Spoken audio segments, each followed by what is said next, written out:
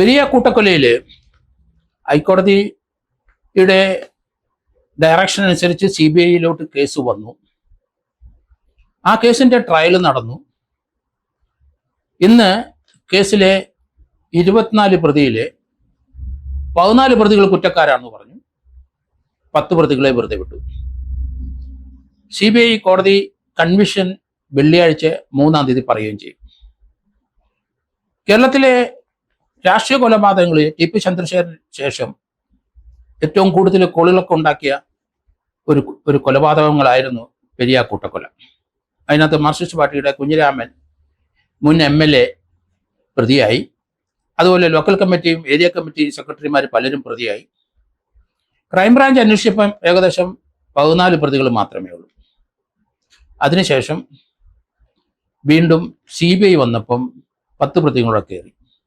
K Kunhiraman മുൻ MLAയും അവിടുത്തെ 3-4 area സെക്രട്ടറിയും അതുപോലെ ലോക്കൽ സെക്രട്ടറി ഒക്കെ പ്രതിയാകുന്ന കാഴ്ച കണ്ടു. അവരെല്ലാം 120B ഗൂഢാലോചനയിലായിരുന്നു പ്രതിയായത്. കേരളത്തിലെ മാർക്സിസ്റ്റ് പാർട്ടിക്ക് രാഷ്ട്രീയമായ വലിയ ബ്ലോ ഉണ്ടാക്കിയ ഒരു കേസ് തന്നെയാണ് ഇത്. കാരണം ഭരണത്തിൽ നിന്നുകൊണ്ട് ക്രൈംബ്രാഞ്ച് ചില പ്രതികളെ, ചില CPM ഭാരവാഹികളെ ഒഴിവാക്കിയെന്ന് ആക്ഷേപം വന്നു. എന്തായാലും ഹൈക്കോടതിയും സുപ്രീം കോടതിയൊക്കെ ഇടപെട്ട് CBIക്ക് കേസിന്റെ ഇൻവെസ്റ്റിഗേഷൻ കൊടുത്തു. കൃത്യമായി CBI അതിനകത്ത് ഗൂഢാലോചന കേസ്, അതുപോലൊപ്പം തന്നെ പ്രതികളെ സഹായിച്ചവരും എല്ലാവരെയും ചേർത്ത് 24 പേരെ പ്രതിയാക്കിയതാണ് നമ്മൾ കണ്ടത്. ട്രയൽ നടന്നു.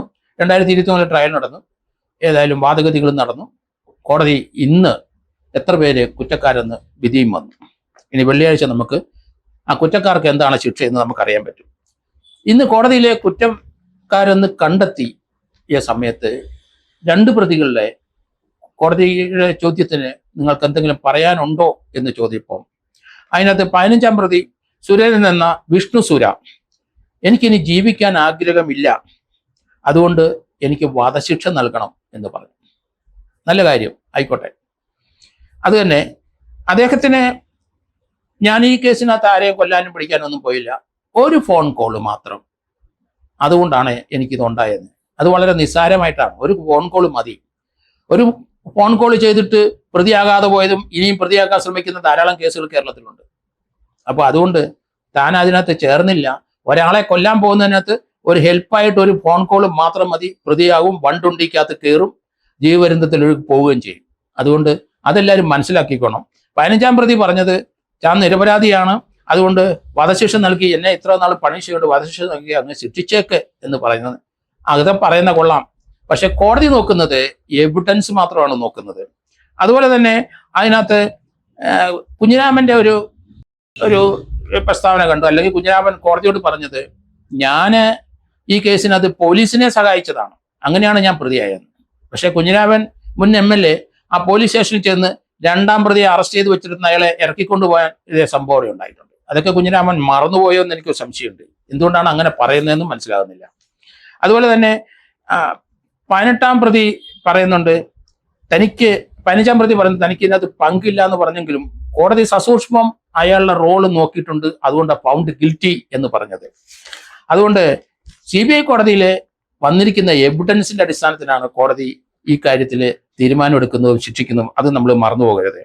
120B അതുപോലെ തന്നെ ഗൂഢാലോചനയും ഒളിവിൽ പോയവരെ അവരെ ഷെൽട്ടർ ചെയ്തതിനും ഒക്കെ ചേർത്ത് ശിക്ഷ ഉണ്ടാവും. അവർക്കൊക്കെ ചിലപ്പം മൈനറായ ശിക്ഷയായിരിക്കും വരുന്നത്. എങ്കിലും പൊതുവെ നമ്മൾ നോക്കുമ്പം ഈ കേസിന്റെ ഇൻവെസ്റ്റിഗേഷൻ നല്ലതായിട്ട് CBI നടത്തിയിരിക്കുന്നു. പക്ഷെ 10 പ്രതികളെ വെറുതെ വിട്ടത് കൊണ്ട് ആ വീട്ടുകാർ ഇനിയും സുപ്രീം കോടതി വരെ പോകും എന്നാണ് മനസ്സിലാക്കുന്നത്.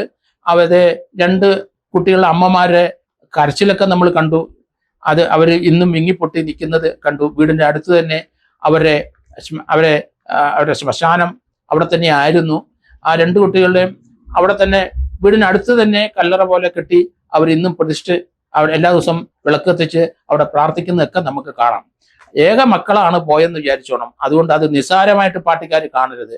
ഇതിനകത്ത് പാർട്ടിയുടെ തീരുമാനം അനുസരിച്ചോ അല്ലാതെയോ ആരെങ്കിലും സഹായിക്കുകയോ അതിനകത്ത് ചെറിയ ഹെൽപ്പ് ചെയ്താലും ശരി 120-കകത്ത് കയറുമെന്ന് ആലോചിച്ചോണം. അതുകൊണ്ട് മാനമായിട്ട് അവിടെ ഇവിടെയൊക്കെ ഇരുന്ന് പ്രസ്താവന ഇറക്കുന്നവർ വളരെ സൂക്ഷിക്കണമെന്നാണ് ഞാൻ പറയുന്നത്.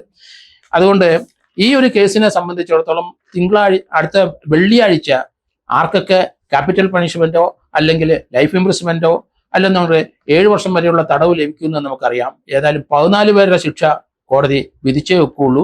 അതുപോലെ തന്നെ 10 പേർക്കെതിരായിട്ട് അത് വെറുതെ വിട്ടെങ്കിലും അവർക്കെതിരായിട്ട് ഇനി അന്വേഷണമായിട്ട് മുന്നോട്ട് പോകണം, അതിനുള്ള നടപടികൾ ഉണ്ടാകും, അതിനുള്ള സുപ്രീം കോടതി വരെ പോകുമെന്ന് ആ വീട്ടുകാരും ആ വീട്ടുകാരെ സ്നേഹിക്കുന്നവരും പറഞ്ഞു കഴിഞ്ഞു.